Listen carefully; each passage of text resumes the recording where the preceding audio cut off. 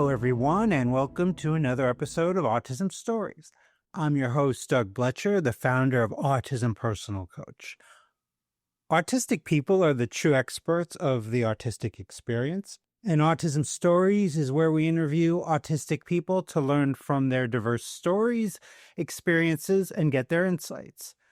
If you'd like to be notified about each week's episode of Autism Stories, we suggest you subscribe on your favorite podcast listening platform. On today's episode, Sxdni Small joins us to discuss their identities, their published writing, and advocacy. We hope you enjoy today's conversation. Sxdni, thanks so much for joining me here on Autism Stories. Thank you. I really appreciate the opportunity to discuss with you. I'd love to start off our conversation by learning, where does your story in the autistic community begin?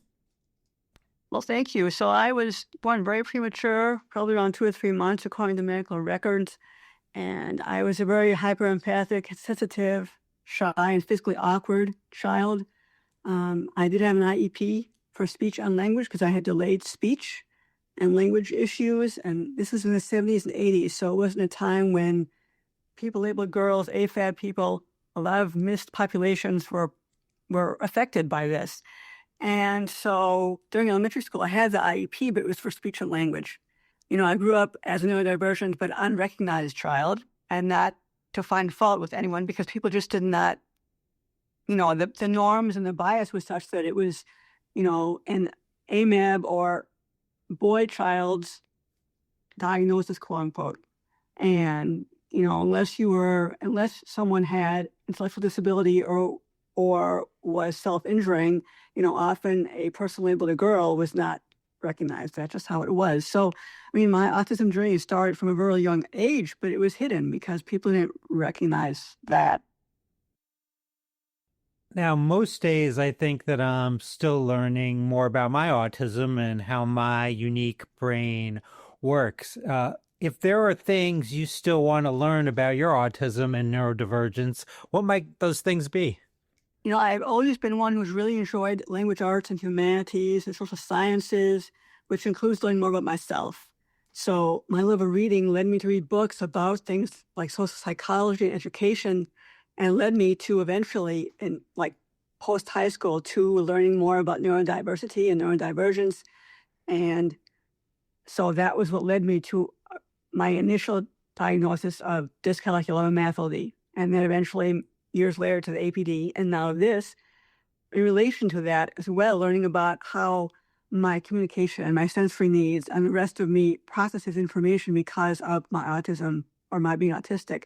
That's something I continue to like to learn about. It's part of my deep dive. And so I guess I always would like to, I've always been interested in learning more about other people and about myself.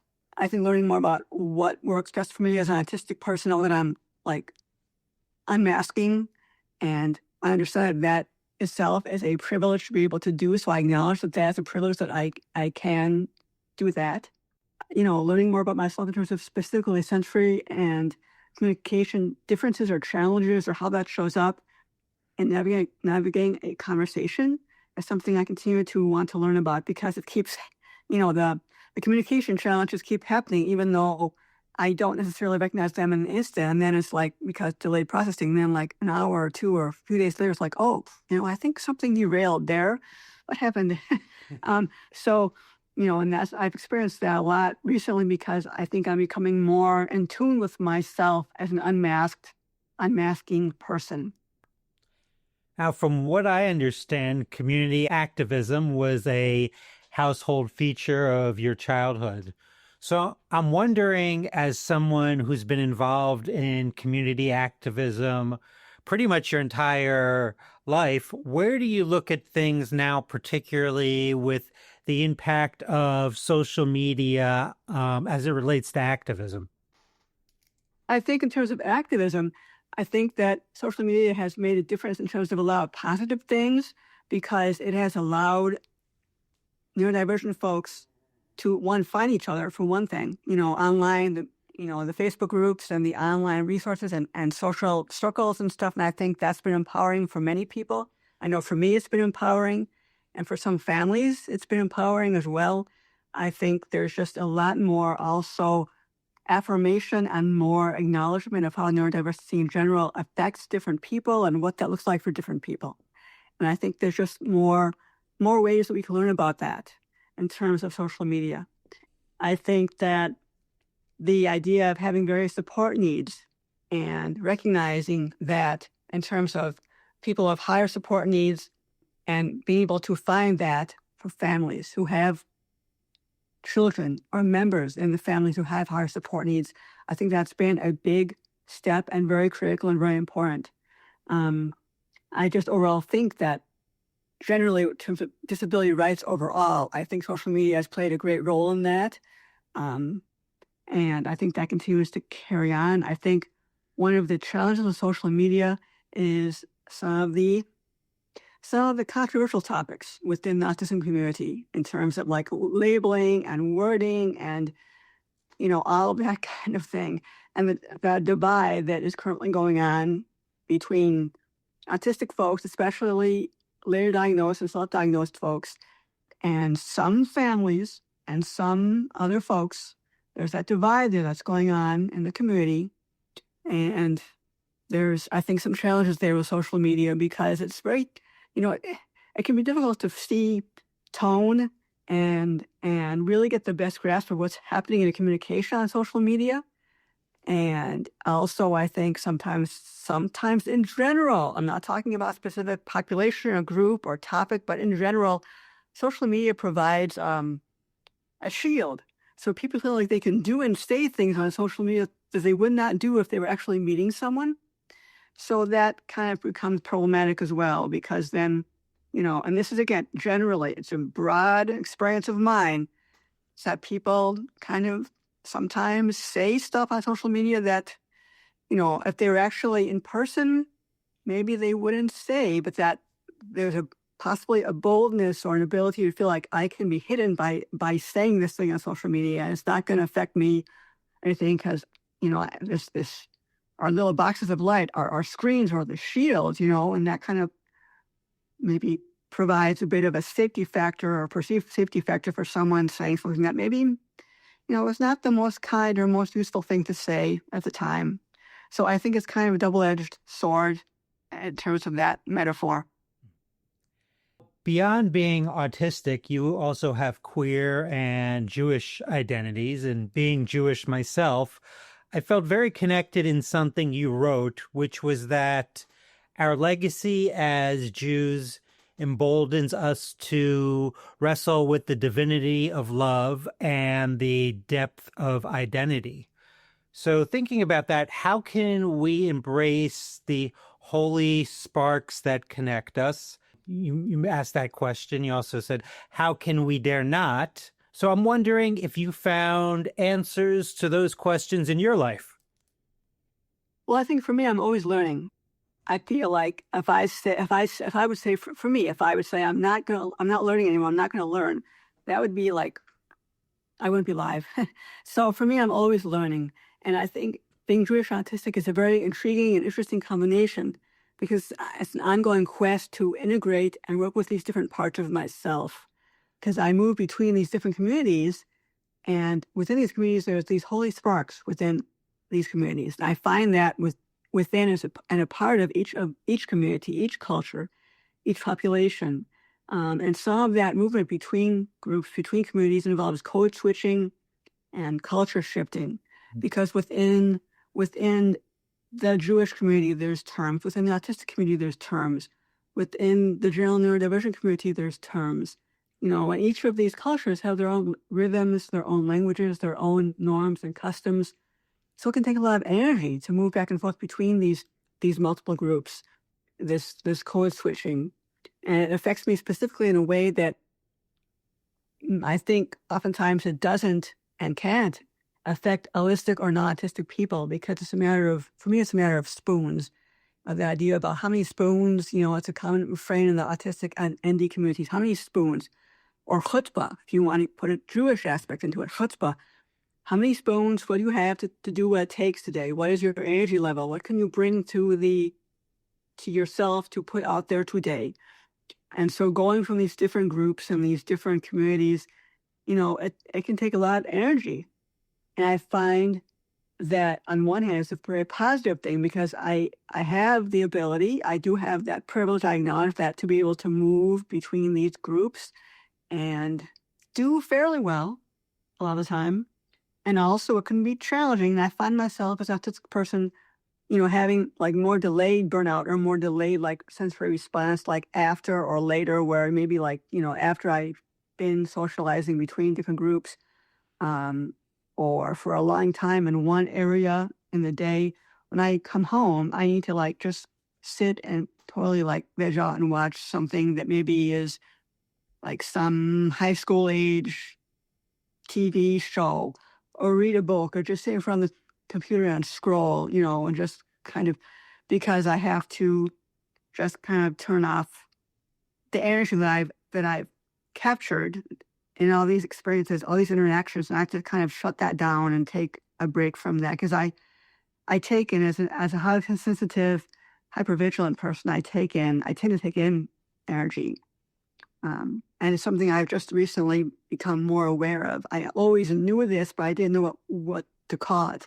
I didn't know there was a term for it. I didn't know if there was an experience other people had that was what it was about. So navigating all these different spaces can be empowering at the same time challenging. And so, I mean, just in terms of, like I said, the language piece, going among the different languages and having to, if I'm in like a neurodivergent group and I use the term nosh or chutzpah, then first of all, I'm not going to use that term.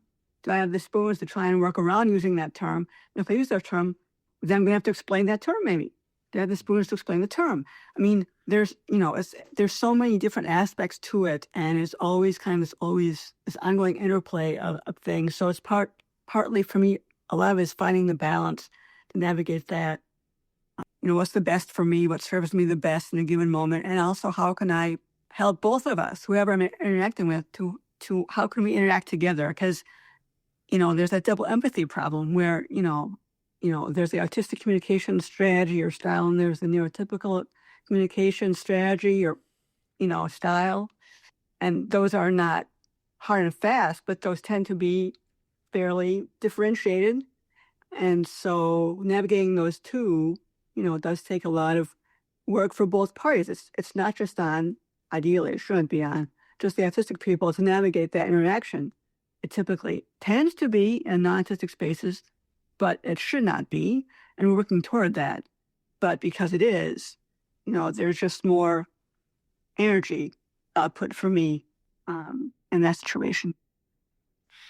Now, you are a member of the Wisconsin Writers Association, and having read a few pieces of your writing, you're clearly an excellent writer.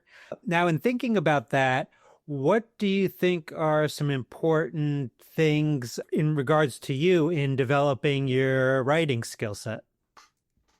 Well, I started writing at a very early age because I love to read. I love to write. I love to be read too. I love to hold books before I could read them. That was one of my deep interests that people assumed because I was a child-labeled girl that was just what girls did. But I loved and still love books of any kind, magazines, whatever it was. And so I started writing these little stories on index cards as a little kid. And then in my school years, I entered a writing contest. I had a few things in my high school magazine and just a natural outgrowth of books and reading and everything. And so I noticed that a lot of times for me today, what I've been able to do in recent years is I can take an emotion or a feeling and put a word to that. And I fill that in with other words from my writing. I think one thing that's helped me, what I recommend to anyone, is to keep writing, even if it's, it could be a diary, it could be a journal, it could be a blog, it could be anything. It doesn't have to be published or anything like polished. The more you write, the more you can write. And in my experience, editors and agents, eventually they want to see samples. They want to see what you've done. The key is to write something. It doesn't have to be polished or whatever. Just get a piece of paper or however you write for yourself, whatever technology you use for writing, and just put words together somehow. And it doesn't have to be, polished or perfect or anything that you even like. You could make make all kind of marks on it, scribble it up, start again. The key is to just keep writing and keep reading in whatever way works for you to read. So whatever technology that you use to read or whatever way that works for you to read, keep reading. The more you read, the more you write, the more you read, and the more you write. And that's the way to develop a portfolio, a body of work, and to get noticed if that's what you want. And even if you don't want that, that's fine. But to get noticed, to get the possibility of doing something professionally or more formally in the working space, one does have to have a body of work to be able to show, I have done this. So the way to do that is to just keep writing. You can take classes. The libraries often have free classes or writing groups. I've done some of those, and those are great. There's online spaces like meetup groups for writers, and there's like a neurodivergent writers Facebook group, and there's many different sources online. That's another great way that social media can connect people, is if you have a certain topic that you want to find, a certain group of people you want to connect with, you can go online and find that. And, there's lots of different avenues. It's a matter of taking the time and looking for them. And I understand that could be challenging if someone is out of spoons, out of energy for the day, but there's always often another day. So I think it's important to give oneself permission to try again, to not be afraid to so-called fail or not do the most perfect thing that you would like to do, or to make a mistake. The trick is to try again, to try again, try again. I have several things out that I'm trying to get published at the moment, different things here and there. And I have a children's book I've shopped around to different agents in the last couple of years. I've had some very kind passes, and the trick is to just keep trying. Just keep trying. It may take many, many repetitions. I mean, I know if one is talking about getting into writing professionally at all, I've been to various online conferences, of which there are also many of those available for prospective writers, and learning from writers who haven't published.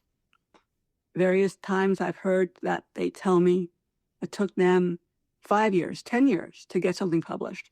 So many rejections, hundreds, but they kept trying. They kept trying. So that's, I think, the key, is to keep trying. If there's a newsletter by you, like part of a group that you're part of already that has a newsletter or a blog or anything, you would like to write, volunteer. Say, I'm interested in maybe helping out with your blog or your newsletter. That kind of thing. Find some way that you can write something. I think that's the main thing. Talking about getting stories published, you had a wonderful short story published in Creative Wisconsin magazine titled The Friendship Trip. So in thinking about your autism as well as your other identities, what are important aspects for you regarding friendship at this point in your life? Well, thank you for your compliments on my story and for reading that. I appreciate that. And I think the biggest aspects for me about friendship right now are compassion, patience, inclusive acceptance, and self-discovery. I have a few close friends, and that's always been the case, which again is, I've learned is not common for many autistic people. I've always been one to have also friendships with people who are often part of other marginalized communities, or someone who has experienced being treated unkindly due to some other kind of bias or experience or situation. I tend to seek people who are in friendships who are kind and welcoming, who are open to learning, because I really like to learn about other people. I like to learn about socio-cultural things. I like to learn about who people are. And I like to have the authenticity in a friendship where we can talk about who we are, what we like, what their backgrounds are, how they came to be who they are. I like to learn about what makes people tick. I mean, I can do small talk, but I much prefer deeper and more social, spiritual connections. I like people who are really able to offer compassion for themselves and for other people, and are really able to show an interest in being connected in a very, I guess, well-rounded way in terms of having open mind. Yeah, I think that's one big thing for me is having an open mind to possibly consider trying new things. And that's just me. I know that not going to work for everybody.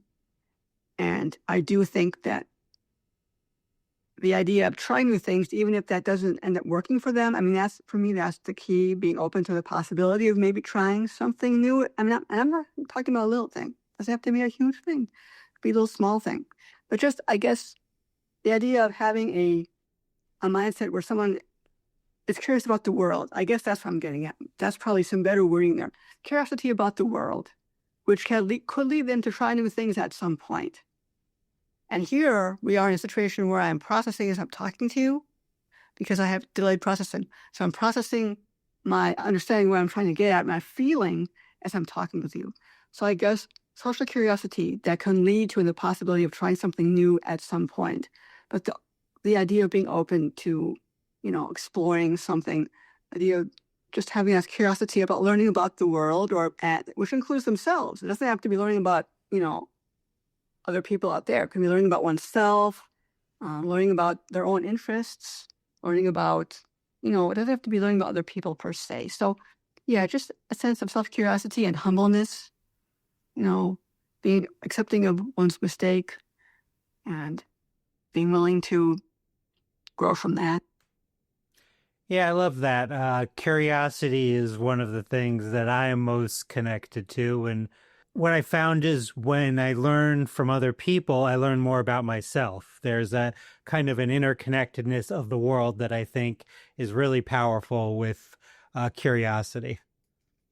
Yes, I agree. Talking about writing, another a really important aspect of writing is editing. And you received Editor of the Year award during your time as a case manager for a small social service agency. So for autistic people listening now that might be looking for editing jobs, I know that can certainly be challenging. What suggestions would you have for them in finding those positions? I think for me, and I have not been doing this that long, so I'm not an expert by any means. I'm just going from my own lived experience. I think for me, the biggest thing is, again, to have writing samples available and to be willing to work with an editor or an agent or someone who maybe they're a friend or a peer of yours who's going to look at your stuff. But be open to learning about what they're going to revise and being open to making changes in the piece. That's a big thing. The odds are high that one is going to have a lot of revisions and edits and changes. So be open to trying to work with that, being prepared for that. So maybe start small and start with someone that that you trust really deeply, who knows your work, knows your stuff, knows who you are as an autistic person. And take your piece, you're writing to them and, say, I'd like your opinion on this, be kind, and talk about what you would like for them to do specifically. I would like you to look at this specific sentence, this specific paragraph. Tell me some things you like about what I wrote.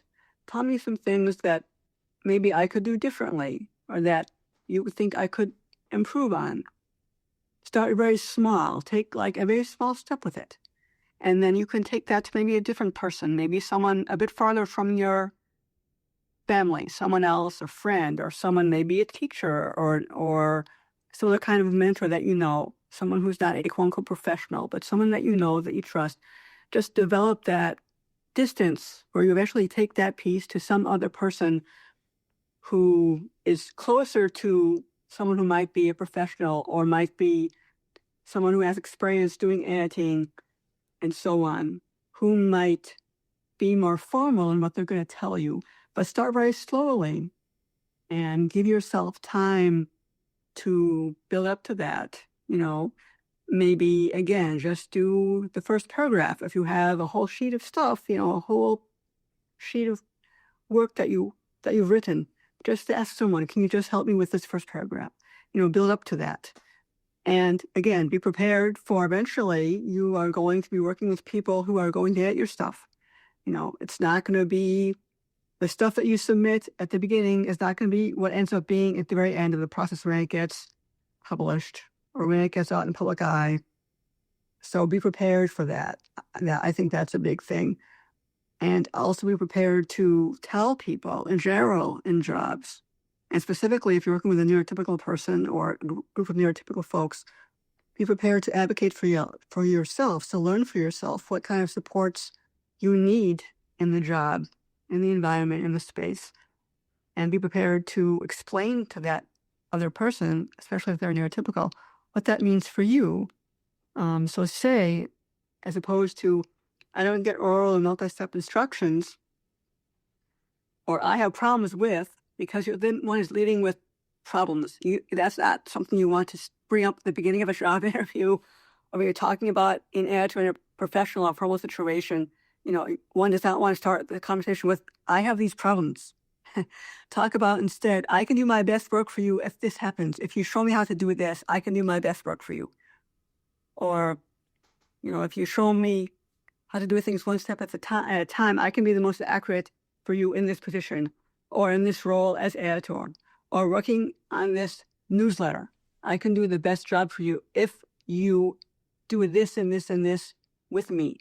How can we work together to provide what you need from me? Frame it in a way that can bring benefit to the employer or to the agent or to the editor. What can you bring to them that makes that partnership work? Those are some of my things that's really worked for me. Show that you have experience working in a group by saying something like, I have been very persistent in completing my projects, including if, I've completed this writing assignment in, within a week's time, a month before deadline. That kind of thing. Show people by what you tell them that you can work in a team, you can complete things before time, ideally, or certainly on deadline. Give them examples of things that you've done that was positive, that contribute to what they're looking for. And if possible, also, another good thing that's available online is one can look up online and find out more about the agent, the editor, the publication, the body, the party that you're going to be interacting with. Find out more about them. Personalize it to some degree such that you can say something like, I read in your interview, you talked about this and this. This is how my piece relates to this thing you said in the interview that you did. Try to show them that you actually took the time to learn about them, that you researched what they liked, what they didn't like, what is their manuscript wish list, what kind of things do they write, what kinds of writing experience do they have, and show that you've taken the time to do that you've shown interest in them, and then try to put that in your query letter, for example, or in your talk with them. Just show that you have done your research and that you want to make this connection. Well, Sxdni, I greatly appreciate your time today. It was wonderful to get to know you, and thanks so much for sharing your lived experience and your insights with myself and all of our listeners. Well, thank you very much for all your time. It's been great to talk with you, and I really appreciate the opportunity to discuss. Thanks so much to Sxdni for the conversation. We always love hearing from you, and would especially love to hear from you relating to this episode regarding how do you think social media best serves the autistic community? Did you know Autism Personal Coach provides neurodiversity affirming support by autistics for autistics? We empower autistic adults and teens to be the best version of their authentic selves through customized life coaching and community groups.